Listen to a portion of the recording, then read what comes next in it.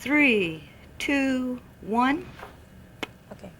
Good morning, Dr. Pippins. Can you please tell us a little bit about Thomas Nelson Community College?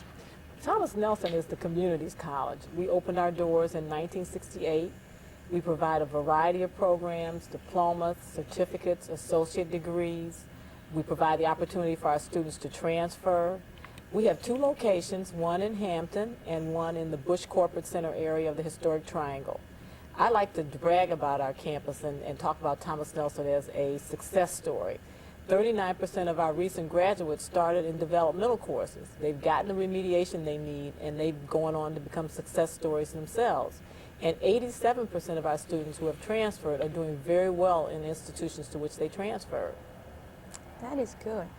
Can you tell us a little bit about your typical student who attends Thomas Nelson Community College? I would probably describe our typical student as an excellent juggler. Our students are usually part-time, about 71%.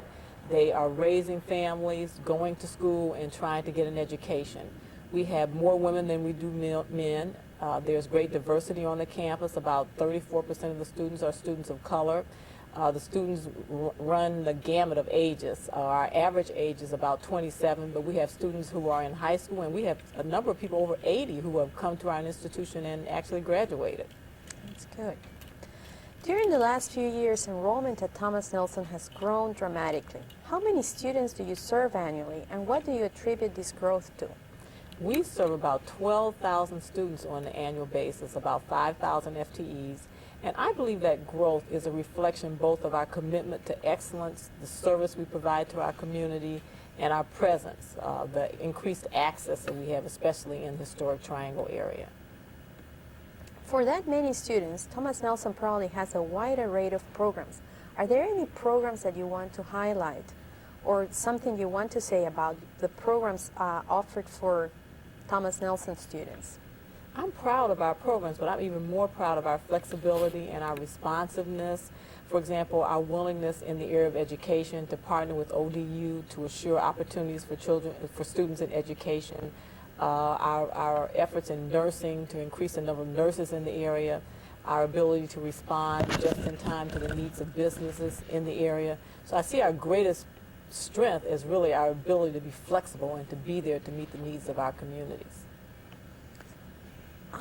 TNCC has been undergoing major renovations. I have been around your campus and seen a new academic building, a new courtyard. Why don't you tell us a little bit what's happening in terms of physical changes at Thomas Nelson? Well, I'm glad you've been there, Larry, and I'd like to invite all of those persons watching us today to come out and see our campus. If they haven't visited us in a long time, they will be really surprised.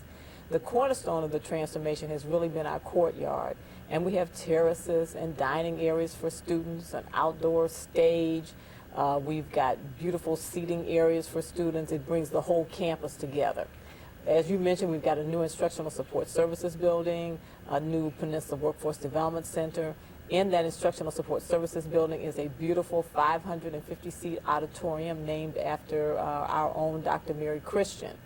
If you haven't been there in years, you've noticed, for example, that the bookstore has been renovated, the student center has been renovated, computer labs have been renovated, the library has been renovated, and some of our classrooms have been renovated with the support of the corporate community. So I invite everyone to come out and see us today.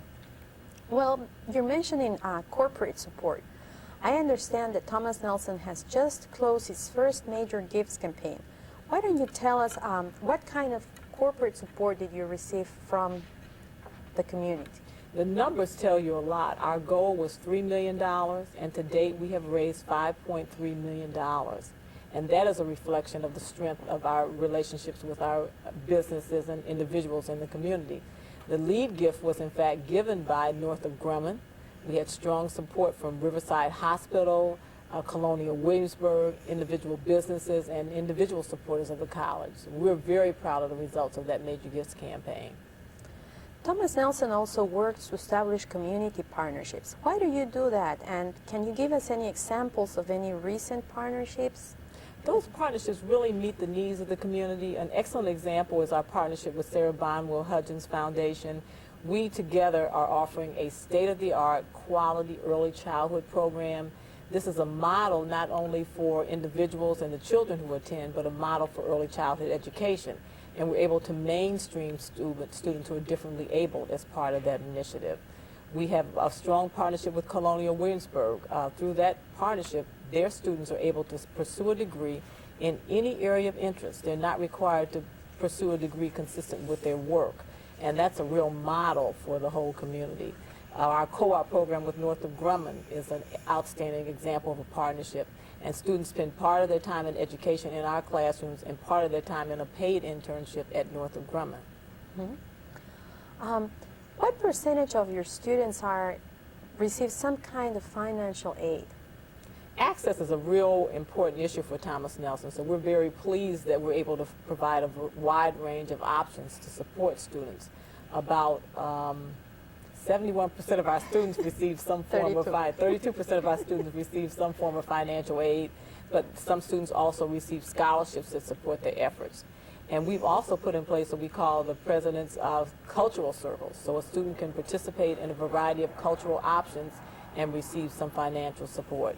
There's also a scholarship for students who participate in pre-college programs or readiness programs, test anxiety preparation. Those types of activities can also lead to a scholarship for students.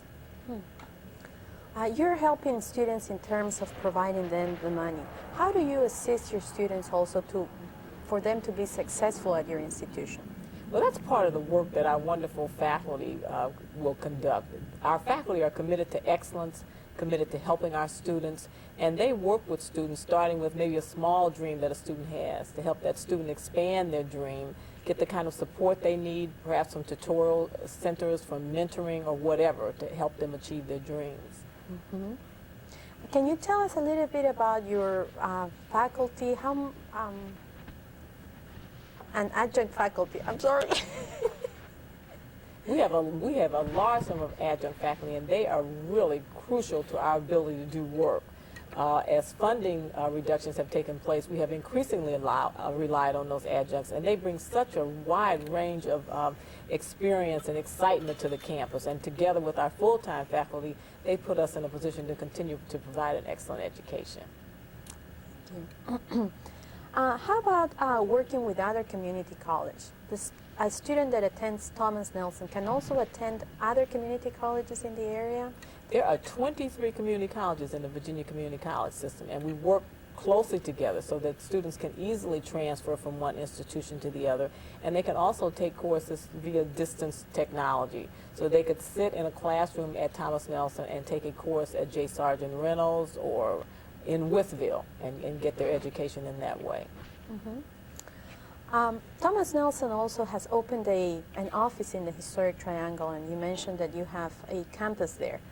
Why is Thomas Nelson looking to establish a permanent presence in the Historic Triangle, and how did the college identify the need for these? A permanent presence will allow us to provide a wide range of comprehensive services to students without their having to get on 64 and try to come down to Hampton.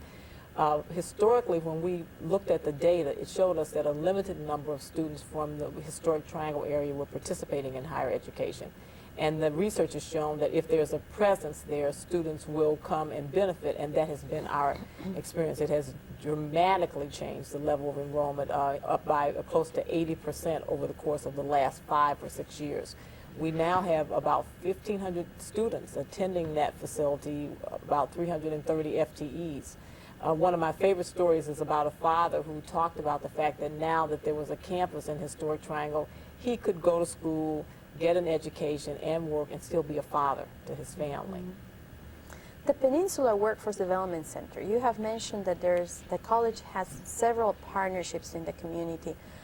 What kind of services can people expect to find at the new Peninsula Workforce Development Center? We're very proud of that center, both because of the partnerships that it represents. That center is funded by the state through the legislature, but also by every single locality on the peninsula making a commitment to support that center for the next 20 years. And we believe it sends a strong signal to the business community, both businesses looking at the peninsula as a future home and those that are here, that we understand economic development and that we're prepared to develop and sustain a quality workforce. In that center, we have an auditorium, We have small classrooms, seminar rooms, we have computer labs, we have a manufacturing excellence center, we have a corporate room where we can bring businesses and contacts from other areas to visit us. It's a flexible space. There's a flexible manufacturing space there also. The GOB passed this past November. What is the college going to do with the funding that they will receive from this general obligation bond? Well, we're very much looking forward to the opportunity to move forward with the support of the general obligation bond, and I must thank the community for its support on that initiative. Thomas Nelson will get approximately $23 million from that general obligation bond. About $17 million from the bond will go to the creation of the funding for the establishment of a full-service campus in the historic Triangle, and the remainder will help us update and make our Hampton campus state-of-the-art. What is your, as leader of Thomas Nelson Community College, what is your vision for the college? How do you see Thomas Nelson in the next few years? As I look forward, I see the college becoming a stronger partner with the community, a more integral part of the community. I see us being more responsive to business and industry, and in particular, I see us serving our students more effectively. You will see the establishment of honors programs, so our very talented students can come here and prepare to transfer to an honor program in a four-year institution. And we'll also work with those students who are challenged. We get a number of students with developmental needs who come to us with significant remediation requirements, and we're putting in place success programs that they can participate in before they become full-time students to increase their probability of success. Mm-hmm. We have talked a little about credit offerings. Do you, what kind of non-credit offerings, and how many people participate in non-credit offerings at Thomas Nelson? We have about as many non-credit students as we do credit students, a number of them working through our Peninsula Workforce Development Center and through our continuing education offerings. But you can come here and learn to be a better motorcycle driver, truck driver, or you can participate in a CAD design program. The full range of possibilities are possible through our non-credit offerings. Okay, I think. That it? Yes. That's all, folks? Hope so. How long was that? Felt like a year. About 12 minutes. Yeah. God. Ah, look at her. What? You have said a lot in 12 minutes. Yeah, it feels like an hour. I can't imagine what he's going to ask me. That's what. Yeah.